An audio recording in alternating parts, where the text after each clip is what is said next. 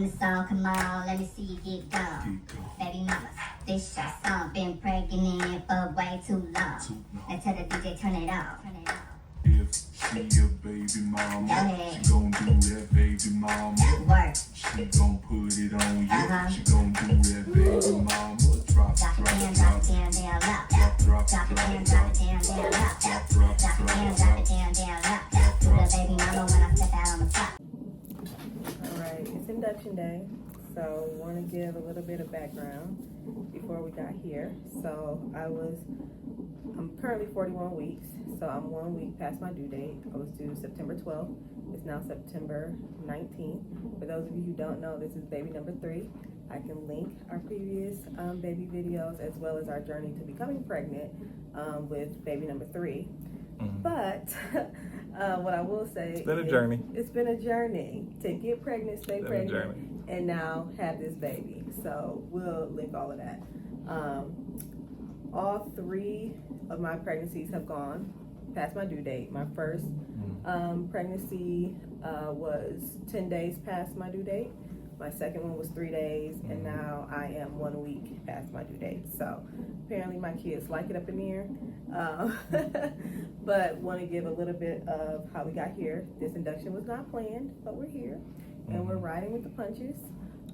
Last Friday when I was due, there was no action, which turned out to be good because Derek ended up with tonsil issues. And had to go to urgent care and go to ER and actually end up staying overnight in the ER. So it was kind of good that I didn't go into labor. So he went into the ER. That was Saturday night. And then Sunday we were texting because it was hard to talk. He wasn't eating. It was really, really tough on him. Sunday I started having some consistent contractions, and so shout out to our support team, our folks, our family, our friends. What it was is she missed me. I was gone, and she was so concerned. I was watching church online, and literally when church wrapped up is when I started feeling the consistent contractions. So I decided to, with this being third child, sometimes you can go faster. So I didn't want to get caught, unable to get to the hospital. So I reached out to our neighbor. Thank you so much, Marcella. She was just awesome. She helped me get back. She got me to the hospital. And because of where we are, Derek was already at the hospital, so he just had to kind of walk over to another building. I had to rip my IVs out. Okay, he did not do I let that. all the nurses and doctors. I was like, I'm going to my wife.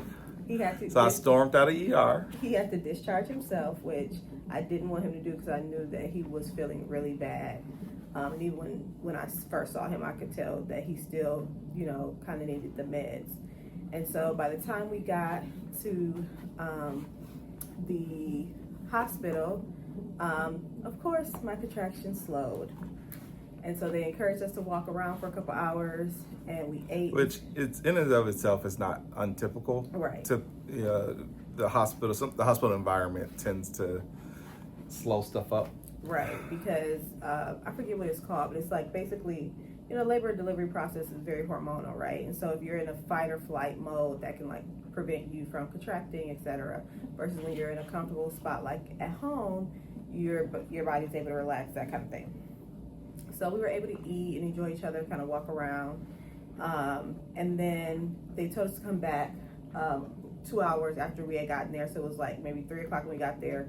Told us to be back by 5. By 5, the contractions had pretty much stopped. So we decided to go home and see if that would kickstart the contractions again.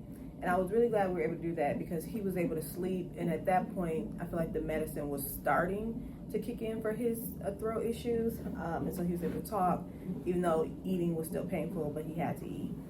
So then we got up. When she woke up from your nap, we did a little glow stick challenge that you wanted to do. He had saw some glow stick challenge online. It was his idea, not mine. So we did that. Again, very good to just keep moving, but the contractions didn't really kick back up. So it was a little disappointing. So Monday I already had an appointment with my OBGYN, and at that appointment we did a membrane sweep. And so she was digging for gold up there. I was like, okay, girl, I think you got it. But we kind of used the earlier part of the day to walk around, do errands, trying to stimulate contractions, and then we went to the appointment where she did the membrane sweep, and still nothing. Nothing. So by Tuesday morning, we had let our kids go with family. Shout out to Uncle Daryl and Titi Charday, had our kids. And since I wasn't contracting, I was like, well, let's just bring the kids home until we kind of see some action take place. So now we are on Tuesday, Wednesday-ish. I think it's Tuesday. Kids came. Was it Tuesday? Wednesday? Yeah, it was Tuesday. I thought we would flash forward to Thursday. Tuesday, kids came home. I was so happy to see my kids. We did the whole, it might have been Wednesday when we went to school, because we went to the orchard. Whatever day we went to the orchard, we were just doing some family stuff, and it just felt really good. And I was hoping that being back with my family, Derek, feeling better, having our kids, that would stimulate some contractions. But it didn't. So by she is very like, I'm chilling. So by this would have been like Wednesday. When Titi Brio come? She came Wednesday or Thursday? Wednesday. Okay. Like Wednesday, shout out Titi Brio came to also help with the girls. And so I did a one of those naturally induced labor exercises. I've been drinking raspberry leaf tea along the way, eating dates, just staying active. We have 2 stories, so upstairs, downstairs. So I've been making sure going up and down the stairs and just doing normal house stuff that keeps me active. And by Thursday, yesterday. Then Titi Naomi came. Oh, yeah. Help with the baby. Wait, no, she didn't come until today. So hold on. She came. Wait, okay. Thursday. Yeah. Was it Thursday? Mm-hmm. Okay, sorry. I'm getting my days a little mixed up. But so Wednesday did that. And then Thursday, I woke up from my nap. And yes, Titi Naomi came. And then I started contracting again. So I was like, okay, we already had the first, I don't know, scare, if you I don't want to call it scare, on Sunday. So I was like, I want to make sure these continue. So I tried to, stay in the bedroom and just allow those contractions to happen. And they did from like 5:50-ish until literally we were making the decision to come to the hospital around 10 p.m. And they stopped. I was like, for the fake start. But after each contraction, baby would respond, because she was like, what is going on here? Right. So now I knew that this induction date, my doctor has set, I don't even remember when she set the date. So we knew that we had a date on the calendar. We were just hoping that we wouldn't need it. Yeah. So we thought yesterday we were going to naturally go into labor and, we wouldn't even need this date. But that didn't happen. So it was a little bit discouraging because, like I said, I don't know if I said, but we weren't induced for any of the other pregnancies. We each started just naturally contracting. We would come to the hospital when I was about 5 or 6 centimeters, get the epidural. The first kid, I slowed down and they gave me Pitocin. Second kid, didn't even need Pitocin. So it's a weird experience to come to the hospital and not contracting, just coming in like, hey, I'm checking into a hotel kind of thing. But we are here. Mm-hmm. And so it's been kind of like surreal a little bit. So we're here now. We finally kind of got set up. It's like 8 p.m. I will say, so I lost my mucus plug at week 37. So that's also not a sign of you going into labor, because I lost my mucus plug, girl, chat, a long time ago. I was dilated to a 3 like last week. So she's been low. So she's been hanging in there low too. So I've been dilated at a 3 since last week, and then this week I dilated to like a 4 when we did the membrane sweep. And then when we just got here, I just got checked, and she's like, I'm a 4 and 5. So I'm literally halfway dilated, chat. Mm-hmm. And she's still in there. But she chilling. She chilling. So She's gonna be a chill baby. So we just met everyone on the team. The midwife who came in seems to think that with me being a 5, and she said the cervix being soft, that things will probably progress naturally. So we're starting off with the Pitocin at a very low level. Low level. To see, you know, if it starts contractions. I really love that we deliver at the Women's Hospital in Ann Arbor. I've never had a poor experience with anybody on staff. They are just very focused on you, and everyone has just been so reassuring of like, hey, this is what we think we should do. What do you think? You know, it's like we're working together versus just being told like, look, this is what we're gonna do, this is how it's gonna happen, etc. So this is a new journey of being induced. Let's see what happens, hopefully and prayerfully. You know, contractions start, I get that epidural, and I push her out in a couple pushes. With my first child, I was pushing for 2 hours. With my second, I was probably pushing for like 20 minutes.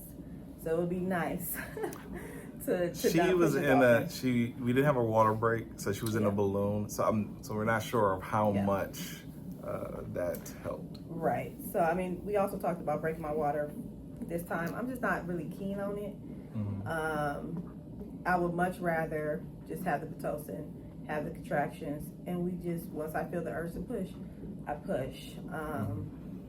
Because once you break your water, you know, there can be concerns of infection and stuff like that. So the more we can minimize, you know, all of that. So you are all caught up on how we got here, and we will update you along the way.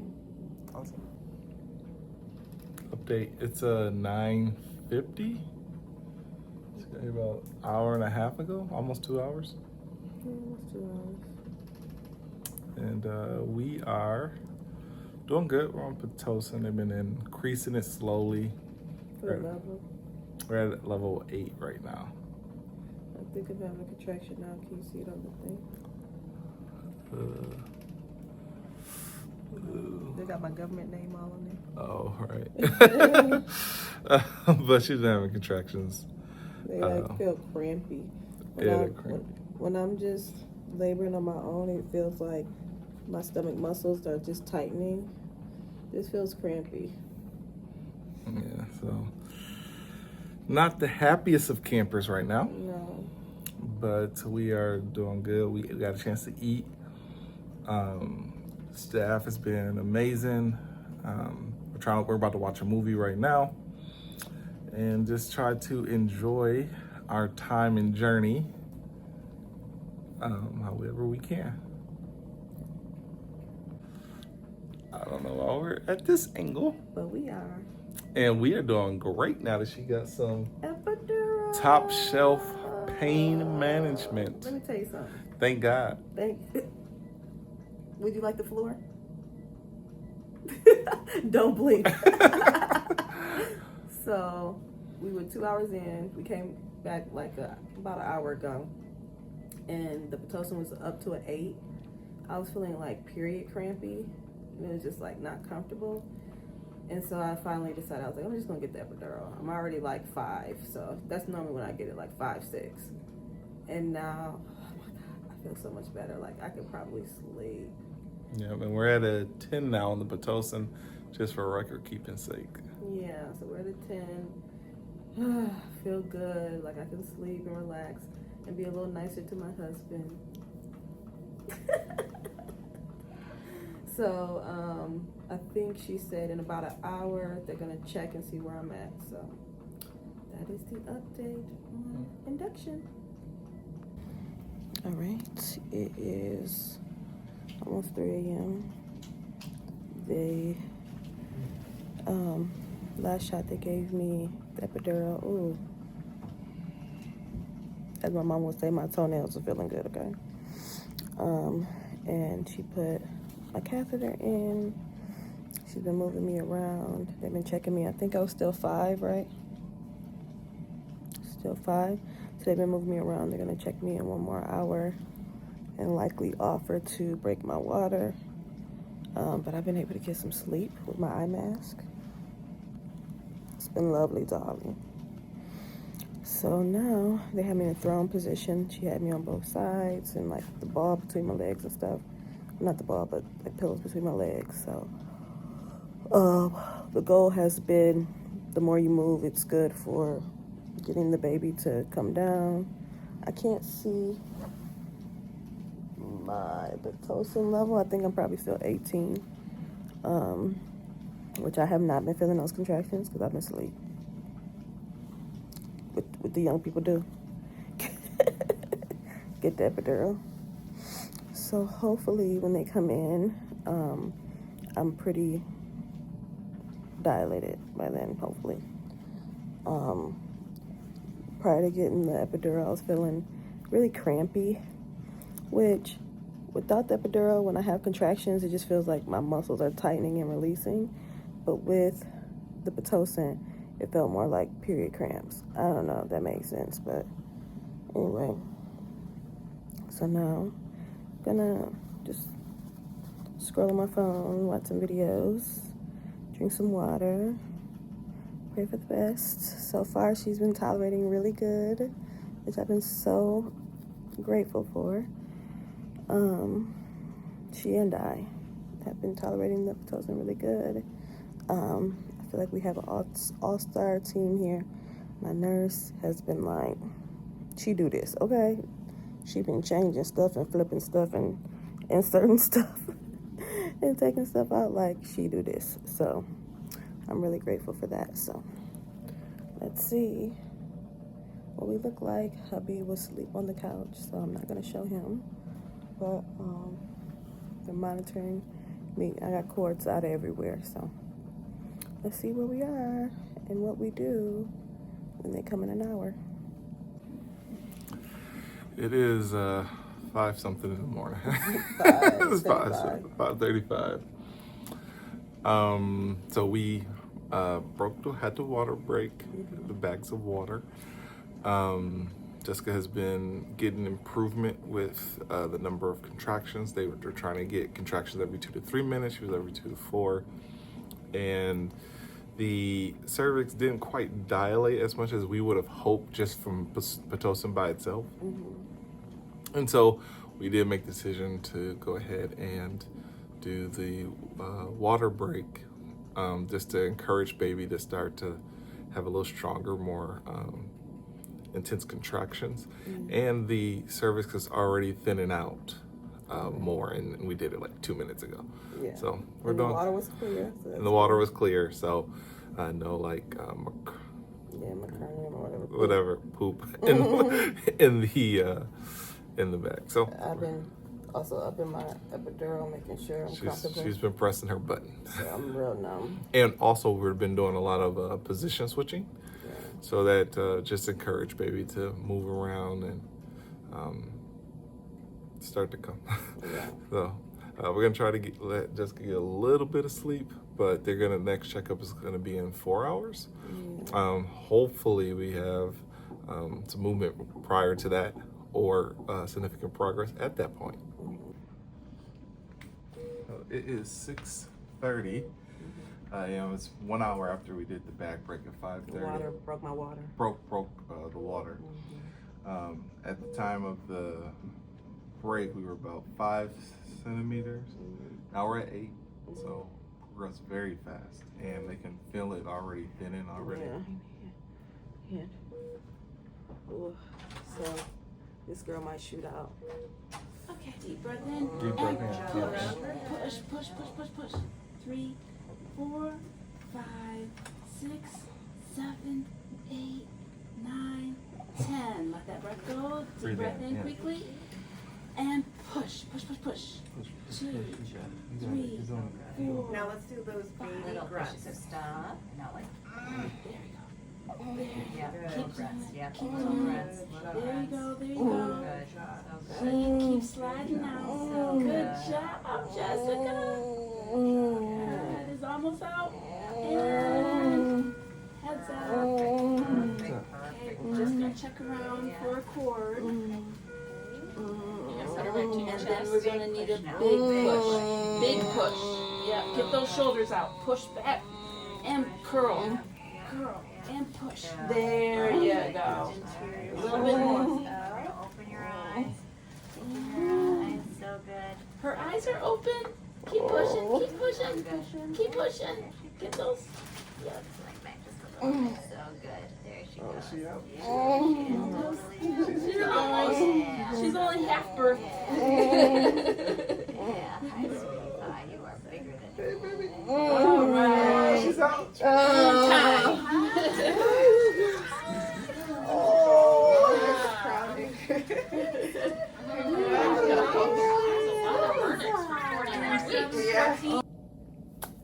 We have a baby. We have a baby. It's 12 o'clock. We had the baby at Who bet you? 6. So like between So 6:35. we started pushing at 6:54. Okay. Baby was born at 7:14. 20 minutes of pushing. Because baby was motivated, mama was doing great. And I was a great coach. Yes, he was. So let's rewind a little bit. So 5:30. 5:30 they broke my water. An hour later, but 6:30, I was feeling homegirl slide down. And I was like, oh, y'all gonna have to catch her across the room if y'all don't come on here. But they kept, the thing is like, until you're like 10 centimeters, they're like, oh, okay. And I was 8. And I was like, I know, but it ain't gonna take me a long time to get from 8 to 10. I'm trying to tell y'all, get everybody together.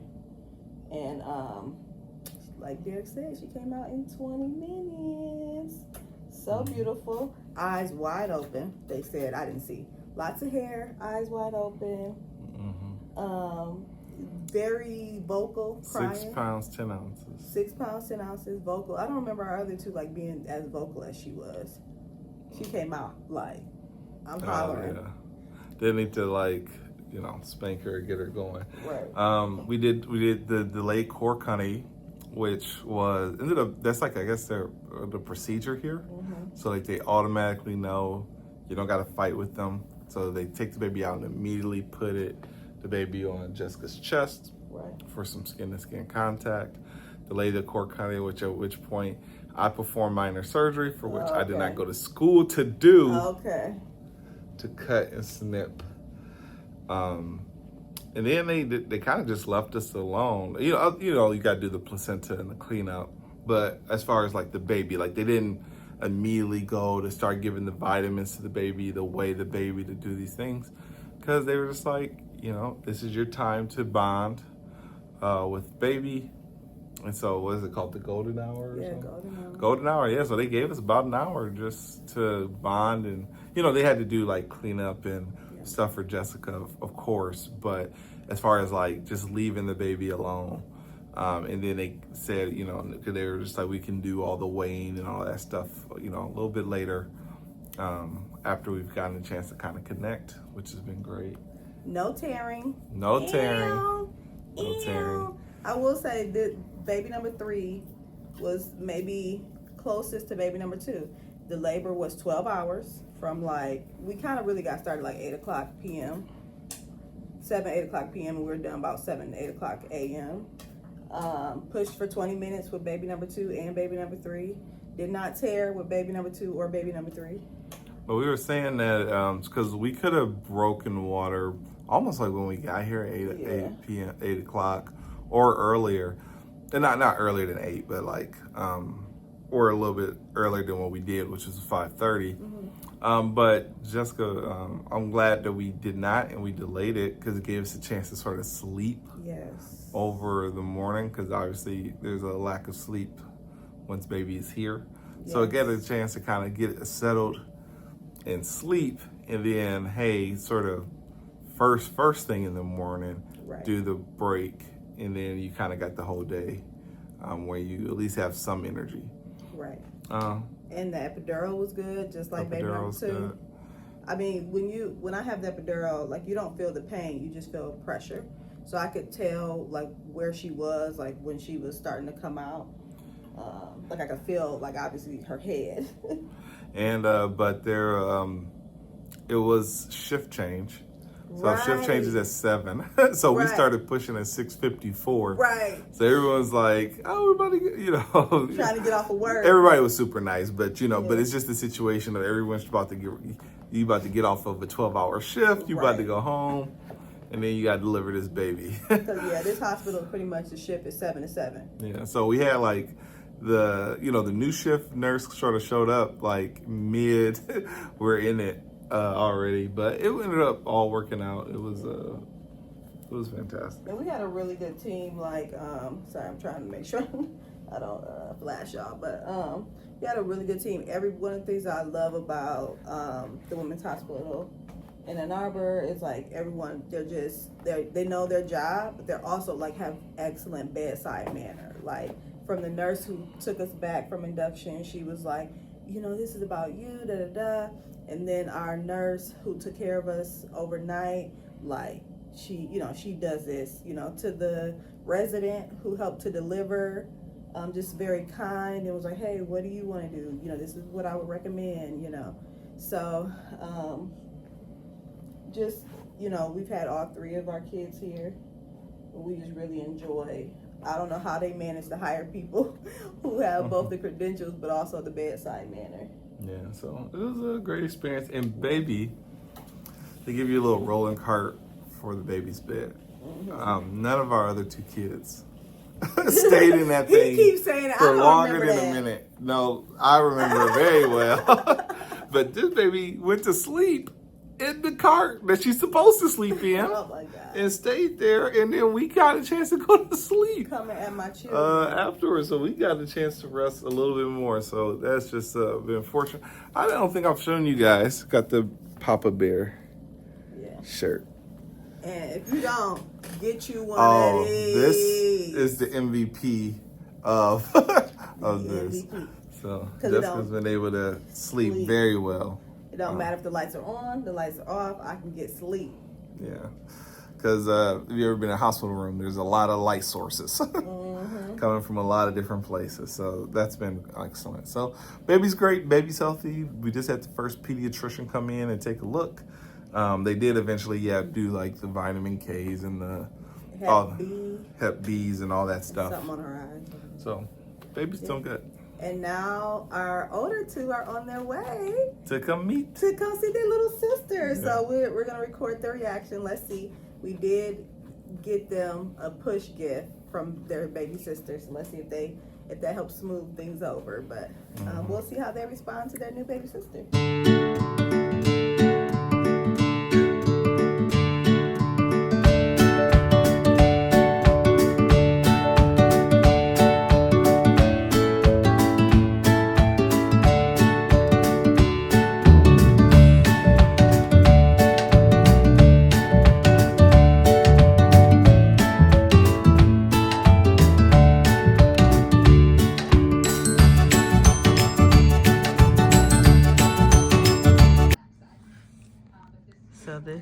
So we got some Jamaican. So we got some jerk chicken. We got some oxtails. Baby's a little burrito. Oh, we haven't shown the baby. Yeah, a little bit. But so we basically, this has been our push meal the last couple times. Jamaican jerk chicken. What's it called? What's the restaurant called here that we like? Jamaican Jerk Pit. Jamaican Jerk Pit. Shout out Ann Arbor. All right, we are on our way home. I almost said annual ride home, but it's not annual. So here we have a kid. So what do you think? Coming home this time around. Oh, good. Baby sleeping. Mm-hmm. I really, really enjoy the hospital that we deliver at, Von Voigtlander. I was telling Derek repeatedly, I don't know how they manage to hire people who, everyone is just like kind and helpful. Obviously, with having a baby, that's a lot to the body, and bleeding as such occurs. And I had an incident in the bathroom, and it just happened to be a lactation consultant in the room, and she just ran in the bathroom, started helping clean up And I was like, oh, I'm sorry, because you had the lactation consultant, not a nurse, and she was in there cleaning up, child. So she was like, oh, it's okay.